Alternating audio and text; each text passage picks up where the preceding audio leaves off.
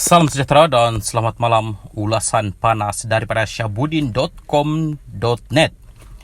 Keputusan Bersatu Sabah membubarkan diri sendiri tanda Mahyadin tak lagi diyakini. Walau apa jua hujah yang cuba dikemukakan keputusan Bersatu Sabah membubarkan dirinya dan keluar daripada Bersatu di peringkat pusat adalah tanda hilangnya kepercayaan terhadap kepimpinan Mahyadin MD Yassin.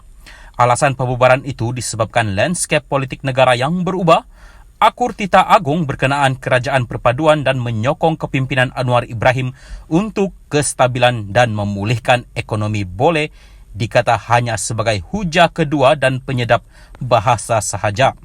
Sebab utama malah paling logik dan mudah diterima ramai ialah kerana Mahyadin tidak lagi diyakini dalam memimpin Bersatu dan untuk terus mengajar jawatan Perdana Menteri. Kalau keyakinan terhadap Mahyadin masih ada untuk mengejar jawatan Perdana Menteri, tentulah tidak mungkin sama sekali Bersatu Sabah berbuat demikian. Lantaran merasakan tiada harapan untuk terus berharap kepada Mahyadin, memisahkan diri dirasakan pilihan paling baik sekali. Untuk rekod, terdapat 4 ahli parlimen daripada Bersatu Sabah yang menang pada PRU15 baru-baru ini, tetapi kesemuanya bertanding atas tiket GRS. 2 daripada mereka iaitu ahli parlimen Papar, Armizan Muhammad Ali, dilantik sebagai menteri di Jabatan Perdana Menteri Hal Ehwal Sabah dan Sarawak, manakala ahli parlimen Batu Sapi, Khairul Firdaus Akbar Khan, dilantik sebagai timbalan menteri pelancongan, seni dan budaya. Di peringkat kerajaan negeri pula terdapat 15 ahli Dewan Undangan Negeri ADUN, Bersatu Sabah termasuk 2 ADUN lantikan. Meski dengan pembubaran Bersatu Sabah itu tidak mengurangkan jumlah kerusi Parlimen PN sedia ada iaitu 74, tetapi parti itu tiada cengkaman lagi di negeri berkenaan. Selepas ini Haji Jinor yang merupakan Ketua Menteri Sabah akan menubuhkan sebuah parti tempatan baru yang terasing daripada Bersatu tetapi kekal berada dalam GRS.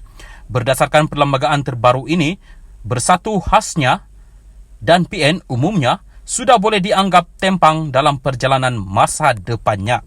Paling khusus, Mahyadin dalam hal ini haruslah memikirkan secara serius untuk berundur diri dan menyerahkan kepada pemimpin lain untuk menerajui parti itu. Beliau terbukti sudah tidak diyakini dan tidak diperlukan lagi. Di mata banyak pihak dalam Bersatu dan PN sendiri, kesilapan paling besar Mahyadin ialah menolak dengan angkuh tita agung berhubung pembentukan kerajaan perpaduan.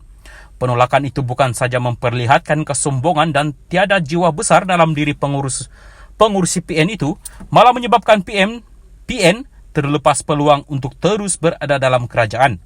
Seorang pemimpin Bersatu dengan nada kesal berkata, jika bukan Mahyadin memimpin PN ketika ini, gabungan itu pasti sudah merupakan sebahagian daripada pihak yang membentuk kerajaan perpaduan sebagaimana dititahkan Agong. Sebelum ada pihak dalam Bersatu tampil memaksanya berundur pergi selepas ini, tambahan lagi Hamzah Zainuddin sudah dinamakan sebagai calon ketua pembangkang, kewajaran untuk Mahyadin mengundurkan diri sebenarnya sudah tidak dapat dielakkan lagi. Syabudin Hussein, 10/12/2022. Salam sejahtera dan selamat malam. Ulasan panas daripada syabudin.com.net.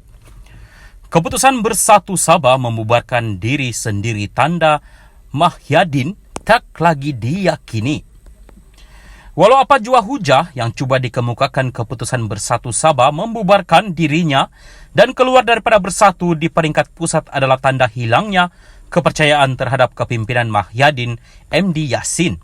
Alasan pembubaran itu disebabkan landscape politik negara yang berubah, akur tita agung berkenaan kerajaan perpaduan dan menyokong kepimpinan Anwar Ibrahim untuk kestabilan dan memulihkan ekonomi boleh dikata hanya sebagai hujah kedua dan penyedap bahasa sahaja. Sebab utama malah paling logik dan mudah diterima ramai ialah kerana Mahyadin tidak lagi diyakini dalam memimpin Bersatu dan untuk terus mengajar jawatan Perdana Menteri. Kalau keyakinan terhadap Mahyadin masih ada untuk mengejar jawatan Perdana Menteri, tentulah tidak mungkin sama sekali Bersatu Sabah berbuat demikian. Lantaran merasakan tiada harapan untuk terus berharap kepada Mahyadin, memisahkan diri dirasakan pilihan paling baik sekali. Untuk rekod, terdapat 4 ahli parlimen daripada Bersatu Sabah yang menang pada PRU15 baru-baru ini, tetapi kesemuanya bertanding atas tiket GRS. 2 daripada mereka iaitu ahli parlimen Papar, Armizan Muhammad Ali, dilantik sebagai menteri di Jabatan Perdana Menteri Hal Ehwal Sabah dan Sarawak, manakala ahli parlimen Batu Sapi, Khairul Firdaus Akbar Khan, dilantik sebagai timbalan menteri pelancongan, seni dan budaya. Di peringkat kerajaan negeri pula terdapat 15 ahli Dewan Undangan Negeri ADUN Bersatu Sabah termasuk 2 ADUN lantikan. Meski dengan pembubaran Bersatu Sabah itu tidak mengurangkan jumlah kerusi Parlimen PN sedia ada iaitu 74, tetapi parti itu tiada cengkaman lagi di negeri berkenaan. Selepas ini Haji Jinor yang merupakan Ketua Menteri Sabah akan menubuhkan sebuah parti tempatan baru yang terasing daripada Bersatu tetapi kekal berada dalam GRS.